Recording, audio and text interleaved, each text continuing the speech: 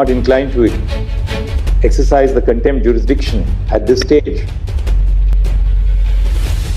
bearing in mind the application which was submitted for extension of time, we place SBI on notice that this court may be inclined to proceed against it for willful disobedience to the judgment if SBI does not comply with the directions of this court as set out in its judgment dated 15 February 2024 by the timelines indicated in this order.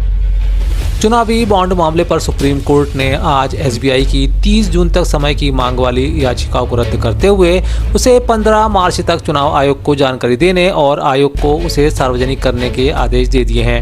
SBI की तरफ से supreme court की सुनवाई में वरिष्ठ वकील हरीश साल्वे पेश हुए। साल्वे ने कोर्ट को बताया कि सर्वोच्च अदालत के आदेश के बाद एसबीआई ने नए इलेक्टोरल बॉन्ड्स जारी करने पर फिलहाल रोक लगा दी है, लेकिन समस्या यह है कि जो इलेक्टोरल बॉन्ड जारी हुए हैं उस पूरी प्रक्रिया को पलटना होगा और इसमें समय लगेगा। हालांकि सुप्रीम कोर्ट ने एसबीआई की दलील मानने से इनकार कर दिया और कल तक ही जानकारी देने का आदेश दिया। मामले पर याचिकाकर्ता जय ठाकुर ने कहा, सुप्रीम कोर्ट के मामले की गंभीरता को समझा है और एसबीआई को कल तक सभी दस्तावेज जमा करने के कड़े निर्देश दिए हैं। यह बहुत अच्छा फैसला है, मैं इसका स्वागत करती हूं। सुप्रीम कोर्ट ने इस मुद्दे की गंभीरता को समझा और कड़े निर्देशों में बैंक के लिए आदेश दिया है कि आप कल तक सारे डॉक्यूमेंट सबमिट करें और मुझे लगता है कि ये बहुत अच्छा निर्णय है, मैं वेलकम करती हूँ इसका। सुप्रीम कोर्ट ने कुछ खास टिप्पणियां की एसबीआई को लेकर, उसके बारे में क्या कहना है?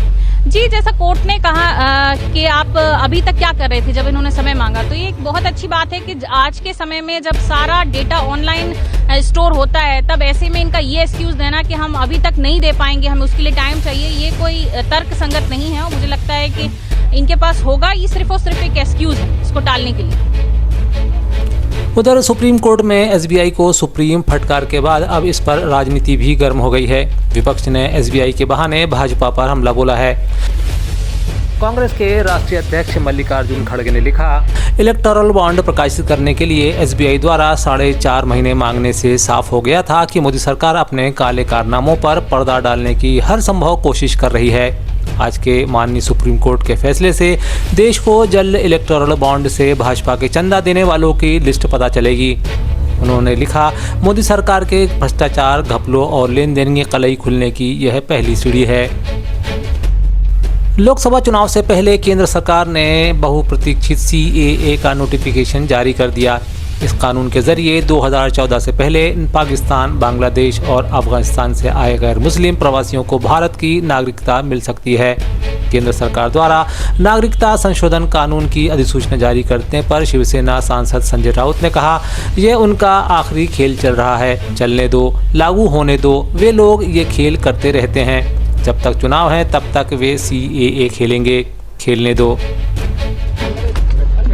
तो अब ये सब करके हिंदू मुसलमान करेंगे, भारत पाकिस्तान करेंगे, भारत बांग्लादेश करेंगे। एक खेल, आखिरी खेल उनका चल रहा है, चलने दो, लागू होने दो। 370 भी हटाया, क्या किया कश्मीर में? कश्मीरी पंडित आ गए घर में। ये खेल करते रहते हैं, बोला ना 370 हटा दिया, अभी 370 हमने हटा दिया। ये कांग्रेस को नहीं, हमने किया। कश्मीरी पंडित आ गए, पीओके आ गया लाने वाले,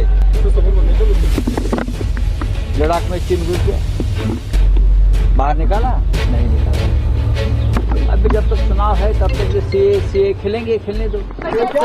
मध्य प्रदेश में कांग्रेस के लिए मुसीबतों का दौर खत्म नहीं हो रहा है। 2024 के लोकसभा चुनाव से पहले मध्य प्रदेश कांग्रेस को एक और तगड़ा झटका लगा है। बता दें कि पन्ना के गुन्नौर से कांग्रेस विधायक रहे शिवदयाल बागरी और सागर जिले की खुरई सीट से विधायक रहे अरुणोदय चौबे ने आज भाजपा का दामन थाम लिया। सीएम डॉक्टर मोहन यादव, भाजपा के प्रदेश अध्यक्ष वी डी शर्मा एवं पूर्व गृह मंत्री नरोत्तम मिश्रा ने उन्हें सदस्यता दिलाई। इस मौके पर सीएम यादव ने कहा कि समस्त भाजपा परिवार आपका तहे दिल से स्वागत करता है।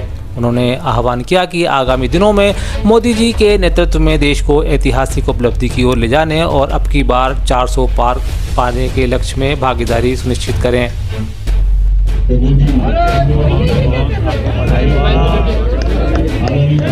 भारतीय जनता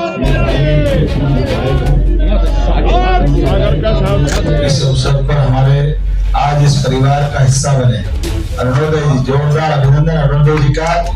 आइए अरुणोदय जी, आपके माध्यम से एक नया अरुणोदय हुआ है भाजपा की ताकत बढ़ने का।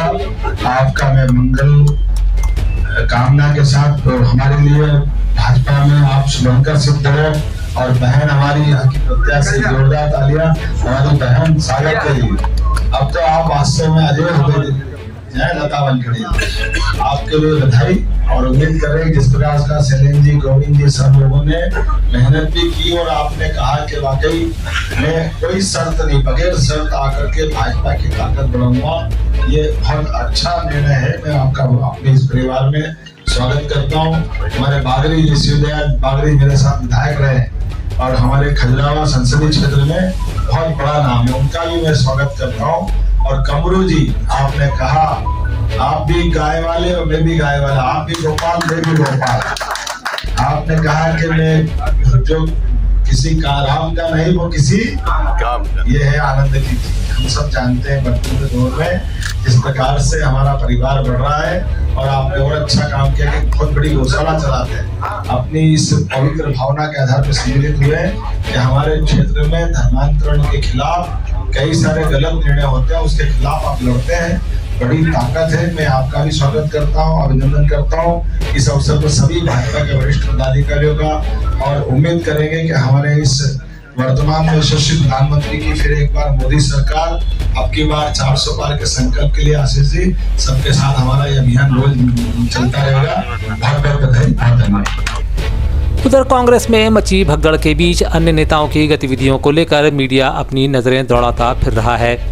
अब जबकि दीपक जोशी सहित अन्य की भाजपा में वापसी को लेकर खबरें सियासत की गलियारों में तैरती रही हैं, कमलनाथ सहित दिग्विजय सिंह को लोकसभा चुनाव में उतारने की तैयारियों को हवा दी जा रही है। बता दें कि कमलनाथ को जबलपुर की एक लोकसभा सीट से चुनाव लड़ने की चर्चा इन दिनों सियासी गलियारों में तैर रही है।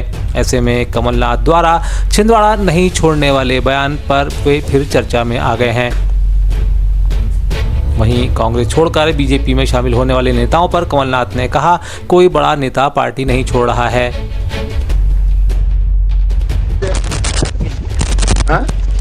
सर, जबलपुर से चुनाव लड़ने का प्लान है? सर, कोई प्लान नहीं है। मैं छिंदवाड़ा किसी हालत में नहीं छोड़ूंगा। कांग्रेस नेता भाजपा में शामिल होने लगा। कौन? सुरेश पचौरी जी शामिल हुए, वो हुए, उनकी मर्जी। कौन से बड़े जैसा है? अरुणोदय चौबे, आज मुझे अभी खबर आई, उन्होंने तो पहले ही कांग्रेस से इस्तीफा। कमलनाथ के बयान पर इस पर भाजपा ने भी प्रतिक्रिया देते हुए बयान पर तंज कसा है। भाजपा मीडिया के प्रभारी नरेंद्र सलूजा ने ट्वीट किया और कहा कि कमलनाथ के बयानों से समझा जा सकता है कि वे भोपाल, जबलपुर और बाराघाट से उम्मीदवारी पर ना कह रहे हैं।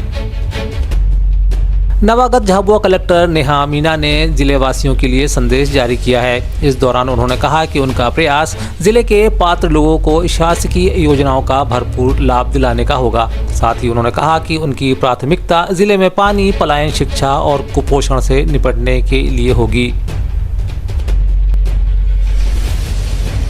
नमस्कार, मेरा नाम नेहा मीना है। मैंने डिस्ट्रिक्ट कलेक्टर झाबुआ के बतौर आज ज्वाइन किया है जिले में।